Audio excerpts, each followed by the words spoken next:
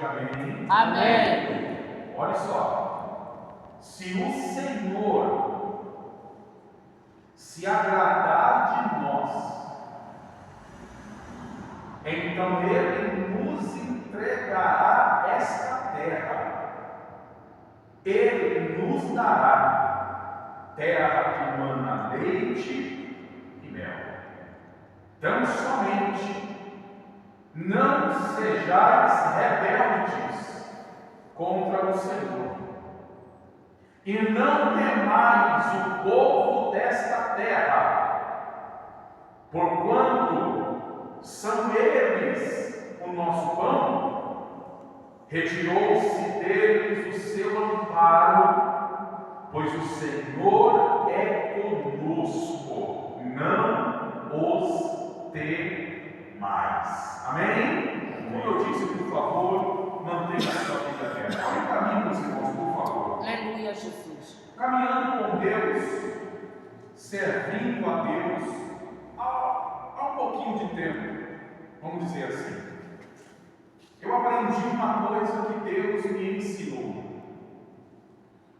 Deus me ensinou que crente não anda só. Aleluia. Crente não anda sozinho. Crente anda acompanhado e de mãos dadas com as promessas de Deus na sua vida. Glória a Deus.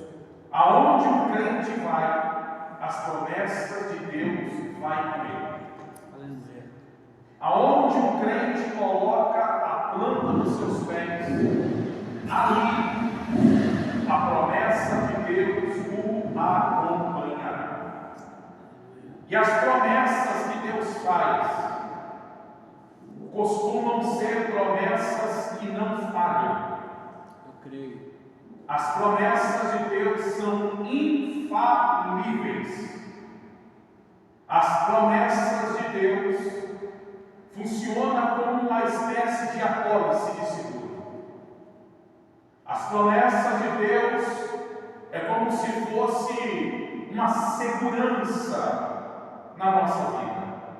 Toda vez que Deus te faz uma proposta, toda vez que Deus lança um projeto na sua vida, e você entende que deve abraçar o propósito, o projeto, a proposta, e viver aquilo que Deus tem para a sua vida, como forma de segurança, que você não entrou em um barco furado, como forma de segurança que você não está dando um tiro no escuro. Deus, Ele te faz promessas como garantia de que você tomou a melhor opção da sua vida.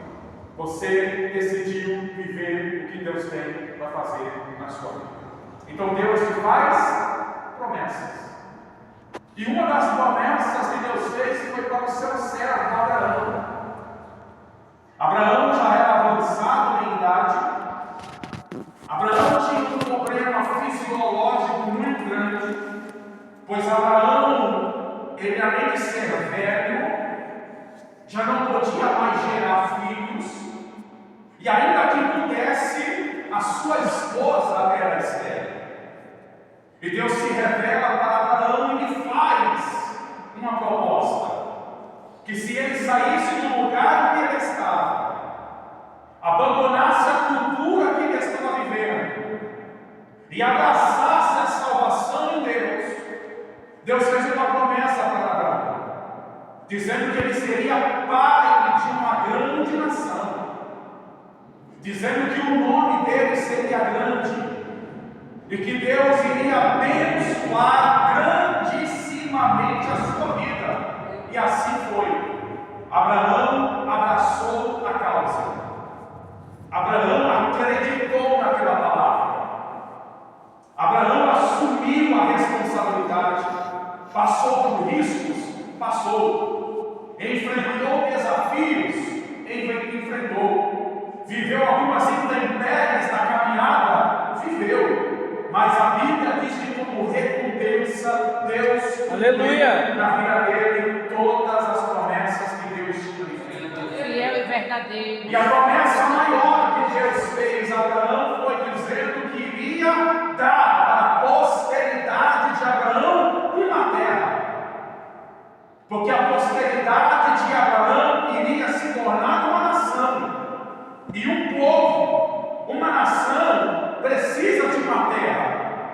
E Deus preparou a terra para o povo de Abraão. Essa terra, a Bíblia chama de terra de Canaã, mas Deus chamou de terra que manava leite e mel. Deus, com mão forte, arrancou o povo de dentro do Egito. Esse povo ficou mais de 400 anos em modo de escravidão. Esse povo comeu o pão que Faraó amassou, mas Deus resgatou esse povo do Egito, fez eles andar 40 anos pelo deserto, mas no final Deus cumpriu a promessa e os colocou dentro da terra prometida, irmãos. Só que quando eles chegaram na porta da terra prometida, Moisés deu uma ordem para 2 obreiros: olha, nós não sabemos o que tem pela frente, nós não sabemos como é essa terra, se é boa, se não é, se a terra dá frutos, se a terra é seca, nós não sabemos quem são os moradores de lá. Então vocês vão para frente, vocês vão espiar a terra, vocês vão investigar a terra, esquadrinhar a terra, e depois que vocês fizerem tudo isso, vocês vão voltar e vocês vão dar o diagnóstico da terra para a gente. Vocês vão trazer a pauta de como é a terra para a gente. E a Bíblia diz que 12 homens foram, espiaram a terra, passaram 40 dias andando do norte ao sul, do leste ao oeste daquela terra. E ao final de 40 dias eles voltaram. E voltaram com boas notícias. Eles olharam para Moisés e disseram: olha, realmente, tudo que Deus falou que essa terra era, realmente ela é. Realmente essa terra mana leite e mel. Verdadeiramente essa terra é boa para o plantio. Essa terra aqui é boa para a colheita. Tudo que planta nela dá certo, tudo que planta cresce, tudo que planta frutifica. Tem riachos, tem água doce, tem água potável. Ou seja, o campo é farto, o pasto é bom para que o rebanho possa comer, se alimentar, dá para a gente viver aqui tranquilamente. Só que tem um porém, Moisés: além da terra ser boa, vai ser difícil a gente conquistar ela. Vai ser difícil a gente tomar posse dessa terra. É quase impossível a gente conseguir entrar dentro dessa terra. E Moisés pergunta por quê? Porque além da terra ser boa, os moradores dessa terra são gigantes. São homens com mais de 3 metros de altura. Os filhos de Anak tomam conta dessa terra. E quando a gente chegou perto deles, era como se a gente fosse gafanhotos. Ou seja, eles vieram até Moisés com um relatório dizendo que a terra era boa, mas ao mesmo tempo colocando impedimento na conquista daquela terra. É aquela famosa chamada síndrome do gafanhoto. Quem nunca se sentiu assim? Síndrome do gafanhoto é quando você coloca as adversidades sempre maiores e mais fortes do que você. Sempre você diz: não posso, não dá, não vai, está difícil, é maior que eu, é mais forte do que eu, é mais poderoso do que eu, e você começa a se autodiminuir. Você começa a se apequenar diante das situações. E eles esqueceram que durante 40 anos quem nos sustentou no deserto foi Deus. Quem nos tirou da terra do Egito foi Deus. Aleluia, Jesus. E quem fez a promessa era Deus. Então, independente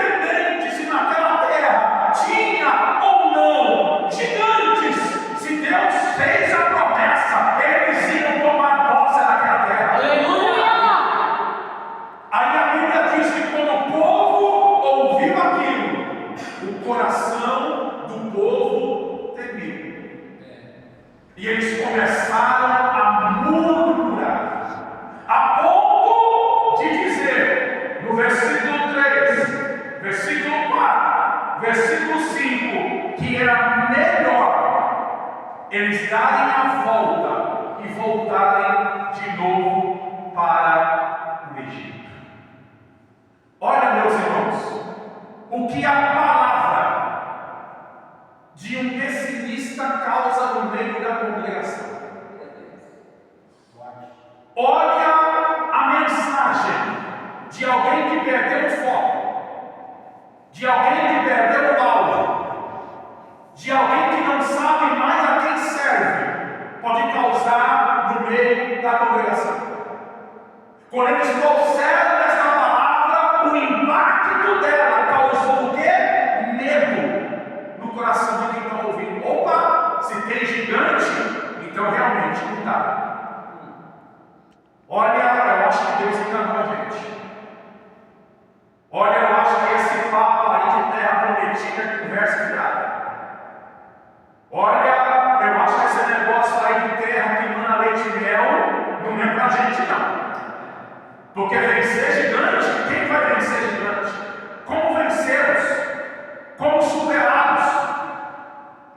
Como derrotá-los? Então foi o seguinte, Moisés, vamos dar meia volta, vamos voltar para o Egito, vamos pedir desculpa para Faraó, porque mesmo que lá a gente era escravo, mas não faltava o que comer e o que beber, vamos voltar para o Egito? Quantas das vezes a gente já não se sentiu deste jeito, acuados, por passar por dificuldades, adversidades e achar que a provação, que a dificuldade era maior do que a promessa de Deus na nossa vida? E quantas das vezes a gente não teve esse mesmo sentimento que desse povo aqui? Qual, pastor? De voltar para o Egito. Voltar para o Egito, uma linguagem que você entenda hoje, é voltar para onde? É voltar para o mundo. Voltar para o Egito hoje, para mim, é deixar tudo aquilo que eu vivi, é deixar tudo aquilo que eu conquistei em Cristo, é deixar de lado todas as minhas experiências que eu tive com Deus, simplesmente colocar um saco preto no lixo, amarrar, jogar fora e voltar de novo a ser o que eu era. Isso é voltar para o Egito. Só que aqui, irmãos, enquanto 10 está falando que é melhor voltar, enquanto 10 está falando que o gigante é invencível, enquanto 10 está dizendo que esse negócio de promessa é conversa fiada, a Bíblia diz que dois, Josué e Caleb, se levantaram no meio da multidão e disseram isso aqui no versículo 8: tem gigante? Tem. É difícil? É. Eles são invencíveis? São. Mas se o Senhor se agradar de nós, meu Deus, Ele nos dará a terra. Vou pregar esse microfone primeiro. Se Ele se agradar de nós, Ele nos fará entrar na terra. Aleluia! Isso aqui saltou os meus olhos nessa tarde de hoje, Espírito Santo. porque eu fiquei perplexo mediante o que Josué e Caleb disse. Se o Senhor se agradar de nós. E o Espírito Santo bradou dentro do meu coração e me fez uma pergunta: você tem agradado a Deus? Poxa, Espírito Santo. E eu não me contive em nem ficar comigo só essa pergunta. Eu precisei trazer hoje nesse público aqui. Eu precisei trazer neste culto essa mesma pergunta que o Espírito Santo me fez. Você tem agradado a Deus? Porque a conquista, a bênção, a vitória, o viver a novidade, o viver o extraordinário, o viver coisas novas, passa diretamente por isso aqui. O que é, pastor? Se eu estou ou não agradando a Deus. Porque tem coisas que não vêm, tem coisas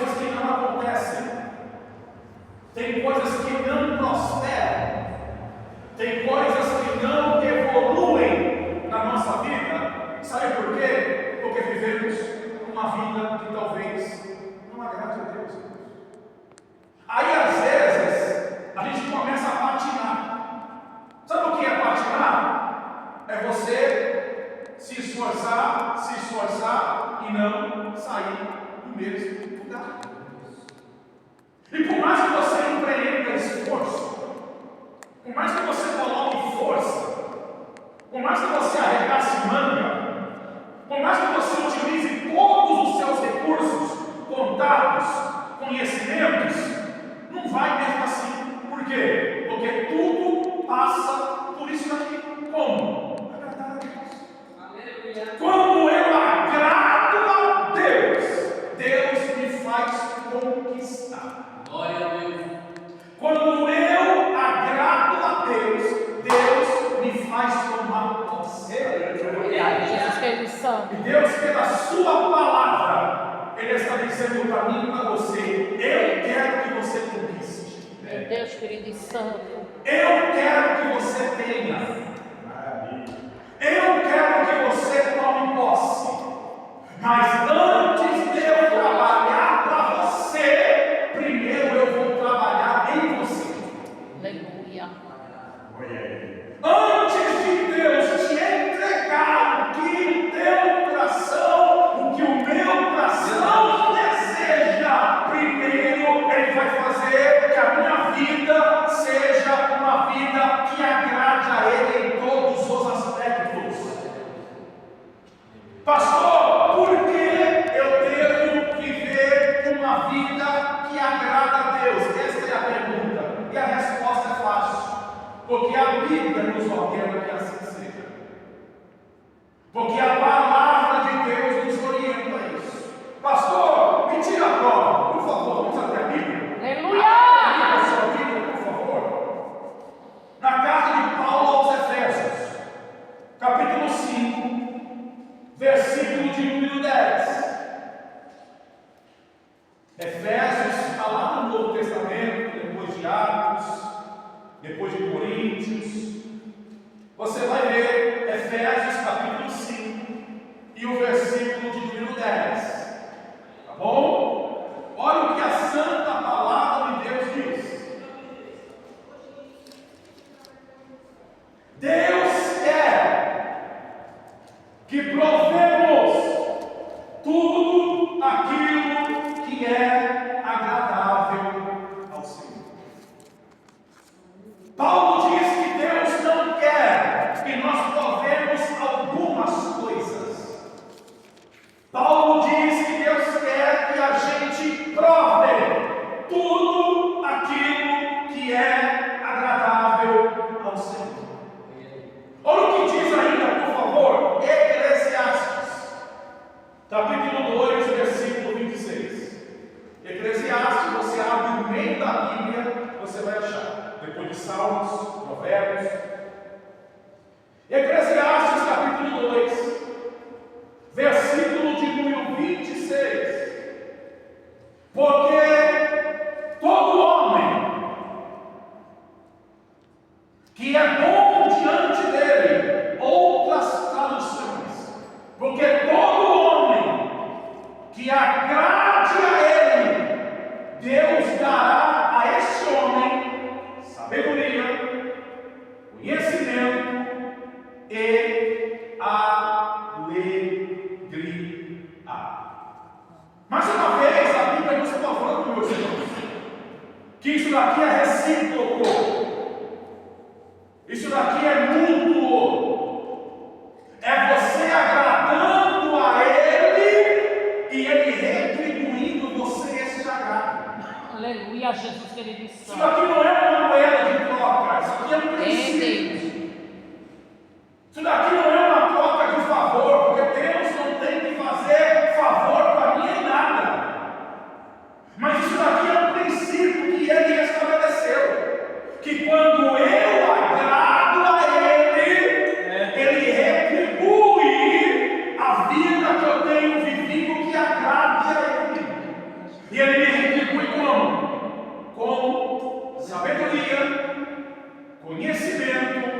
e alegria.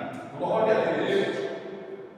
Olha, vejamos ainda, por favor, já que é para agradar a Deus, existem duas coisas, irmãos, que nós temos que, com urgência, aprender a agradar a Deus. Primeiro, crente, cristão, servos e servas de Deus, tem que aprender que culto é para agradar a Deus. Pastor, não entendi. Culto é para agradar a Deus. Todo culto é cristocêntrico, ou seja, Cristo é o centro. Todo culto é para glorificação do nome do Senhor. Culto em que louvor não glorifica, culto que oração não glorifica, culto que pregação não glorifica, que comunhão na igreja não glorifica a Deus, foi tudo menos tudo. Porque o culto é um ajuntamento de crentes. Culto é uma assembleia de pessoas que se resolveram se reunir em determinado lugar para ajudar uma com a outra fé, força, gratidão, para louvar, celebrar, glorificar a Deus pela beleza da sua santidade. Então, qual o motivo de estarmos aqui hoje, irmãos? Para sentar na cadeira e ouvir alguém pregar e cantar? Não. Por que estamos sentados aqui hoje? Porque eu não tinha outro melhor lugar para estar? Não. Por que eu estou aqui hoje? Porque eu vim aqui apenas para matar tempo? Não. Eu vim celebrar aquele que me deu a vida. Aleluia! Glória! Eu vim glorificar aquele que é Rei dos reis e Senhor dos senhores. Eu estou terminando o meu dia na presença de Deus para agradecer pela manhã, pela tarde, pela noite que Ele me deu. Aleluia, Jesus Santo. Por isso entendemos que se cumpre o que Paulo disse a Romanos, porque dele, por ele e para ele são todas as coisas. Aleluia, Jesus. Pastor, Verdade. mas pode acontecer de um culto não agradar a Deus? Oi, irmão. Com certeza. Cultos em que o pregador quer ser maior do que Deus. Culto que o cantor quer aparecer mais do que Deus. Culto que crente se acha mais importante do que Deus. É um culto que não agrada a Deus. Culto, meus irmãos, nós não estendemos tapete vermelho para ninguém passar.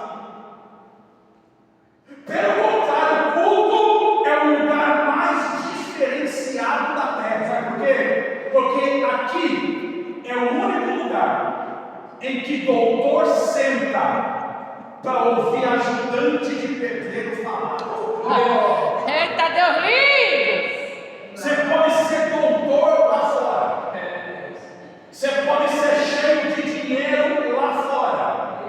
Você pode ter cheio de contato lá fora. Você pode ser influente na sociedade lá fora. Você pode ter amigos políticos lá fora. Mas quando você adentra daquela porta para dentro, aqui todo mundo tem a mesma régua. Aqui todo mundo tem o mesmo tamanho. Aqui todo mundo tem um nome, sabe qual é? Filhos de Deus. E Deus não tem filhos prediletos. Ô, glória! Aprenda isso e leve da sua casa. Deus não tem filhos prediletos. Por quê? Porque aqui quem é Ele. Quem faz é Ele. Quem tem é Ele. Quem manda é Ele. Então eu entendo isso, e quando eu entendo isso, eu começo a prestar a Ele um culto que agrada a Deus.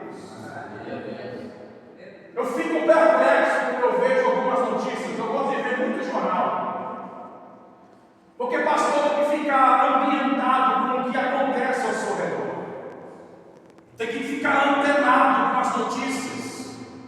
Na verdade, o pastor tem que andar com uma Bíblia numa mão e um jornal na outra. Está entendendo? E eu fico perplexo quando eu vejo algumas igrejas colocando alas VIPs para pessoas que têm mais dinheiro sentadas. Abrindo uma igreja para uma família. E nesta igreja, quem tem menos dinheiro, cadeira de plástico.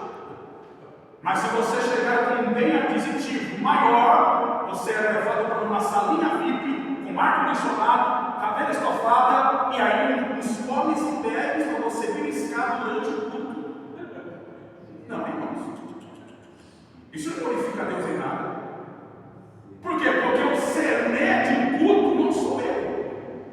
Independente de quanto eu tenho aqui, ó. Independente de quanto eu tenho aqui, ó. Aqui eu tenho que entender que eu sou servo. Aqui eu sou filho. Aqui quem manda, aqui quem pode e aqui quem faz é Deus. Olha comigo, por favor. Romanos capítulo 12. Versículo de número 1. Esse texto aqui, todo crente tinha que saber de cor e salteado, sem precisar ler na Bíblia. Romanos capítulo 12, versículo 1. Rogo-vos, pois, irmãos, pela compaixão que há em Deus, olha só, que apresenteis os vossos corpos em sacrifício vivo, santo e agradável a Deus, que é o vosso culto razoável. Então aqui a gente aprende pela Bíblia, Maquitério, que culto, crente presta culto a Deus pelo corpo. O seu corpo é um culto a Deus. O meu culto é feito através do meu corpo. Das minhas mãos para bater palma, da minha boca para adorar, dos meus olhos para ter visões, da minha mente para ter entendimento, dos meus ouvidos para ouvir a palavra. O seu culto é feito com o seu corpo. E esse corpo, ele tem que estar na medida que agrade a Deus. Se tiver alguma coisa disfuncional nesse corpo, se tiver alguma deslocação nesse corpo, se tiver algum defeito em demasia nesse corpo, Deus não será glorificado. Está entendendo? Porque a Bíblia diz que tudo que há em mim bendiga ao Senhor. Está entendendo? A questão aqui não é só corpo, é corpo, alma e espírito. Está entendendo? Pastor, como é um culto que agrada a Deus? É só se lembrar de Ana. Ana era uma mulher estéril, irmãos, que passou quase 20 anos orando para ter filho, mas não teve. E a Bíblia diz que o seu esposo, naquela época, tinha uma concubina.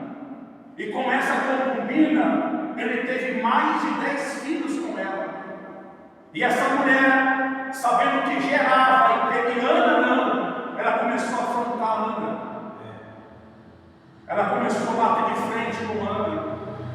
E aquilo foi murchando Ana, encolhendo Ana, apequenando Ana, tornando ela triste, cabisbaixa, depressiva, melancólica. E Ana, toda vez que tinha a oportunidade de ir para o culto, Ana esqueceu que o culto era para Deus e não para ela. Então toda vez que Ana ia para o culto, como era o culto de Ana? Deus me dá, Deus me dá, Deus me dá, Deus me dá, Deus me dá. Aí chegou uma hora que Deus disse: peraí, Ana, o culto é para você ou é para mim? Então nós temos que entender, o culto não é lugar de receber vitória. Me desculpa, culto não é lugar de receber bênção. Se Deus quiser dar, Ele vai dar porque Ele é Deus. Culto não é lugar de receber, culto é lugar de oferecer. Culto é lugar de entregar.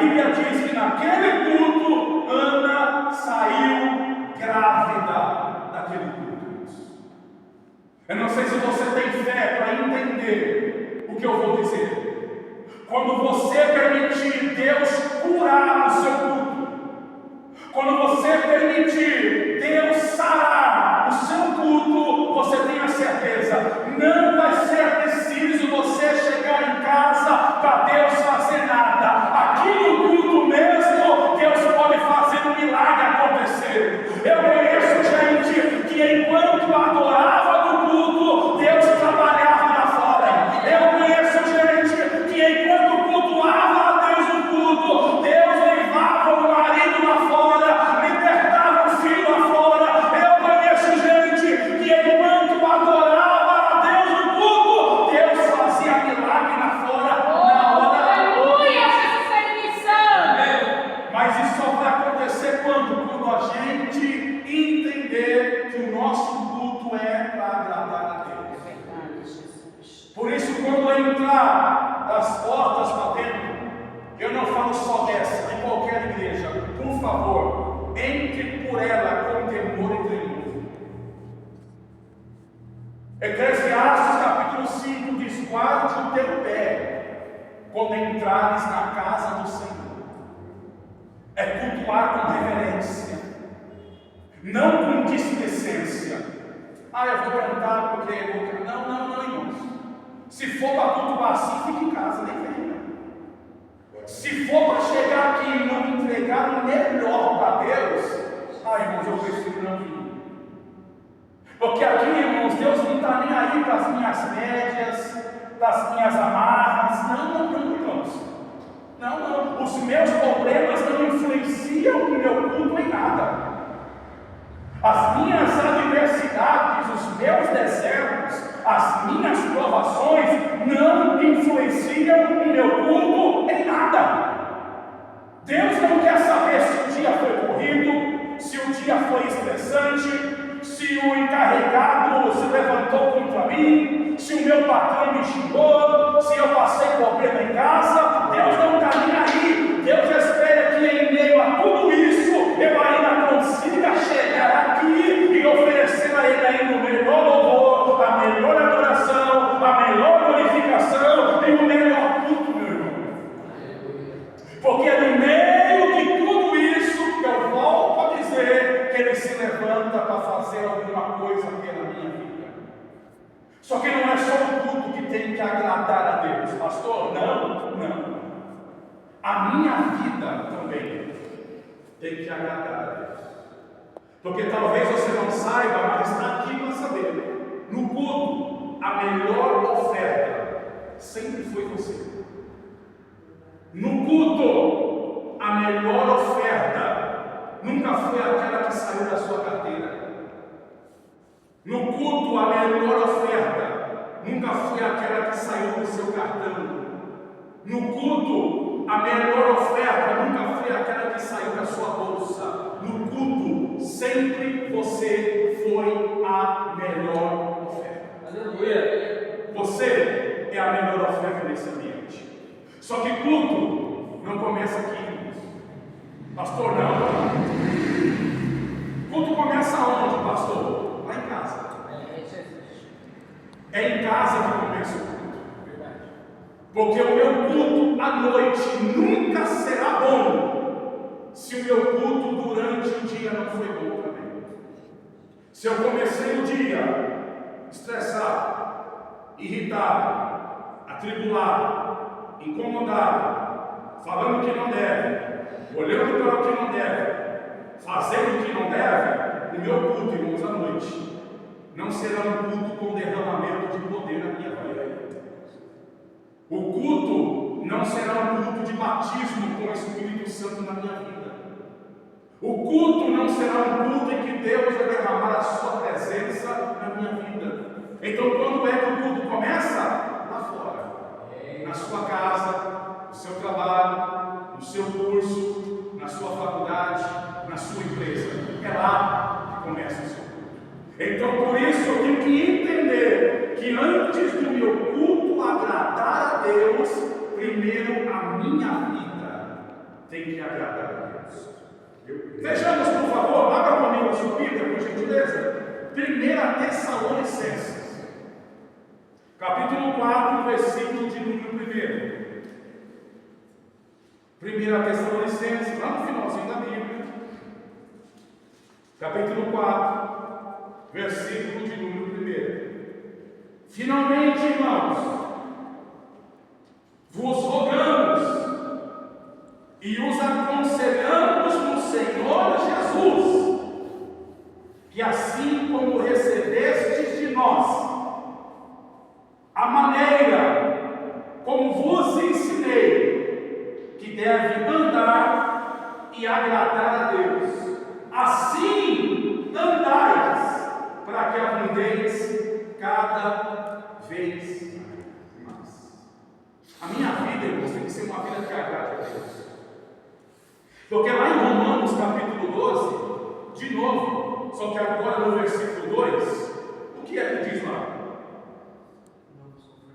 Não vos conformeis com este mundo, mas transformai-vos segundo a renovação do vosso entendimento, para que experimenteis a boa, perfeita, agradável vontade do Senhor para convosco. Então Deus também tem uma vontade agradável para a minha vida. E a vontade que Deus tem para mim e para cada um de nós, ela tem 3 aspectos. Ela tem 3 caras. A vontade que Deus tem para a minha vida, além dela ser boa, ou seja, maravilha, além de ser boa, ela é perfeita, não tem falha. O plano que Deus tem para a tua vida não tem falha. O projeto que Deus tem para você não tem falha. Todo escritor de novela, de filme ou de série, antes de terminar o filme, a novela e a série, sabe o que eles fazem? Eles preparam pelo menos 3 finais diferentes. Porque ele não sabe qual final que vai agradar o público. Então eles têm na mão 3 roteiros diferentes. Porque nem o camarada que escreveu o filme, pastor Sidney, sabe qual é o final. Mas o roteiro da minha vida e da sua vida, Deus tem o final da minha vida. O final do roteiro da minha vida e da sua vida. E sabe qual é o roteiro de Deus para você? É que esse roteiro é bom, é perfeito e é agradável. Mas assim como a vontade dele da minha vida é agradável, a minha vida, irmãos, tem que agradar a Deus. É por isso que em Filipenses capítulo 3, versículo 14, Paulo diz assim: esqueço-me das coisas que por atrás ficam e avanço para aquilo que está diante de mim, correndo e prosseguindo, para que eu alcance a coroa da vida eterna. Irmãos, a Bíblia diz que temos que deixar de lado um pouco o embaraço. O que te amarra hoje? O que te prende hoje? O que te impediu de ter um relacionamento sério com Deus? O que te impediu até hoje de pegar firme com Deus? O que te impede de ser crente, mas crente de verdade? Eu passei por alguns desafios quando cheguei na igreja. Porque quando eu cheguei em Cristo, na igreja, eu era usuário de crack, maconha, cheirador de cocaína, baforava cola, fazia parte de uma facção criminosa, estava tirando 15 anos de cadeia, tinha 52 anos de cadeia para tirar, sem pai, sem mãe, e como diz o bom baiano, sem eira e nem beira. Sabe o que é você olhar para frente e não ver perspectiva de vida? Sabe o que é você olhar e não enxergar, nem que seja uma fagulha de luz no fim do túnel? Assim era eu. Cheguei problemático na igreja, cheguei atribulado, cheguei endemoniado, cheguei cheio de crises, cheguei cheio de marcas, de traumas, cheguei com incertezas, cheguei cheio de esquisitice, de estranheza, mas resolvi colocar aqui dentro do que eu queria o céu. Eu determinei na minha vida que eu queria novidade de vida. Eu coloquei no meu coração que se Deus me ajudasse através do Espírito Santo a me libertar dos vícios, a sair do mundo, eu iria me tornar uma pessoa gloriosa na presença dele, e assim foi. Aleluia. Eu tenho o costume de falar que evangelho não torna ninguém mais bonito. Eu e o pastor Cid somos uma prova disso. O senhor mais que eu. Evangelho não torna ninguém mais bonito, mas torna você melhor. Evangelho não tirou a minha barriga ainda, olha aqui o tamanho dela. Continuo gordo, continuo feio, continuo pobre, mas sou transformado, sou liberto, sou restaurado. Por quê? Porque resolvi fazer que nem Paulo, deixar para trás as coisas e avançar. O que te prende então hoje? O que te amarra hoje? O que te detém hoje? O que impede você de avançar? Deus está nesse ambiente aqui nesta noite. Se você permitir, eu quebro o laço, eu corto a lança, eu construo um caminho para você passar. Eu tua mão, caminho com você, mas o meu nome vai ser glorificado. Nome do Senhor Jesus, eu creio nele. Quero que a partir de hoje,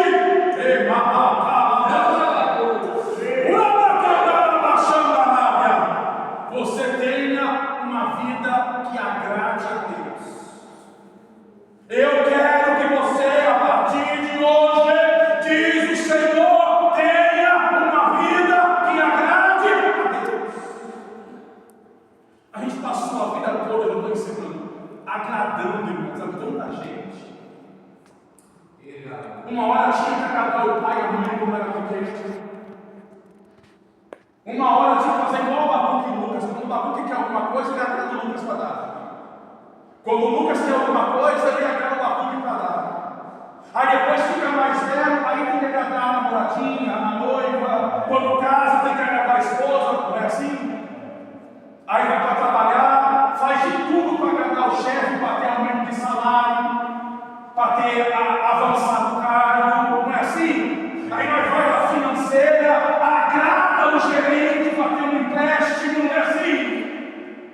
E aí, irmãos, esquecemos que temos que agradar aquele que tem que ser agradado de verdade, que é Deus. Deus ele tem que ser agradado através da sua vida, renunciando, intensificando, se entregando. Sabe o que falta para nós? É isso aqui, ó. Abaixar a guarda. Porque quando a gente vem para a igreja, para o culto, para o evangelho, a gente vem com a guarda levantada. Sabe? Tudo que vem não é para mim, tudo que eu ouço, eu deixo para você. Tudo que Deus fala, não é a hora, não é o dia, não é o momento, não estou preparado. Irmão, chega uma hora que isso aqui, ó, tem que ser abaixado. Porque ou você de conta própria abaixa a guarda, ou Deus te acerta com a guarda levantada mesmo. E quando Deus resolve acertar, irmãos, o negócio é certeiro. Então é melhor fazer o quê? Abaixa a guarda. Aceita o que Deus tem na sua vida. Pastor, e quando o meu culto agrada a Deus, e quando a minha vida agrada a Deus, o que Deus me dá? O que Deus me faz? Bom, vou ler e vou encerrar com você. Abra comigo Salmos de número 37 e o versículo de número 4. E eu vou encerrar e orar para a sua vida. Salmo 34, versículo de número 7. Pastor, o que é agradar? Bom, agradar quer dizer satisfazer. Agradar quer dizer contentar. Agradar quer dizer causar prazer e bem-estar em alguém. Então, quando você resolve agradar a Deus, você você está satisfazendo Deus. Você está causando prazer e bem-estar em Deus. Ou seja, você está fazendo Deus feliz. Em uma linguagem simples para você entender. Salmo 34, versículo de número 7. Talvez na sua Bíblia esteja escrito assim: deleita-te no Senhor, e Ele satisfará o desejo do seu coração. Não é assim? A Bíblia, no original, ela troca o deleite, o deleitar, pelo agrada-te. Ou seja, agrada-te do Senhor, e Ele concederá o desejo do seu coração. Irmãos, é claro que seria tolice minha. Eu seria muito juvenil se eu mandasse levantar a mão quem tem algum desejo no coração. Por quê? Todo mundo aqui tem. Todo mundo tem um sonho. Todo mundo aqui tem um desejo. Todo mundo aqui tem uma vontade. Só que mediante a palavra, Deus está dizendo que esse sonho Ele pode fazer. Esse projeto Ele pode concretizar. Essa promessa Ele pode cumprir. Mas primeiro Ele cumprir o desejo do meu coração. Primeiro Ele diz o quê? Deleita-te. Agrada-te do Senhor. E Ele cumprirá o desejo do seu coração.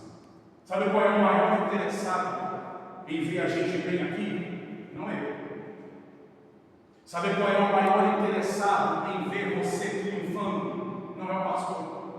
O maior interessado em ver você bem, sabe quem é? Deus. Só que primeiro Ele quer que você alegre Ele. Primeiro Ele quer que você agrade Ele. Primeiro Ele quer que você esqueça as suas vontades e faça a vontade dEle. Ele quer que você esqueça o seu querer e atente-se apenas para o querer dele. Aleluia, Jesus Espírito Vou dizer mais Santo. uma vez o que eu falei no começo. Antes de Deus trabalhar para você, primeiro Deus quer trabalhar em você.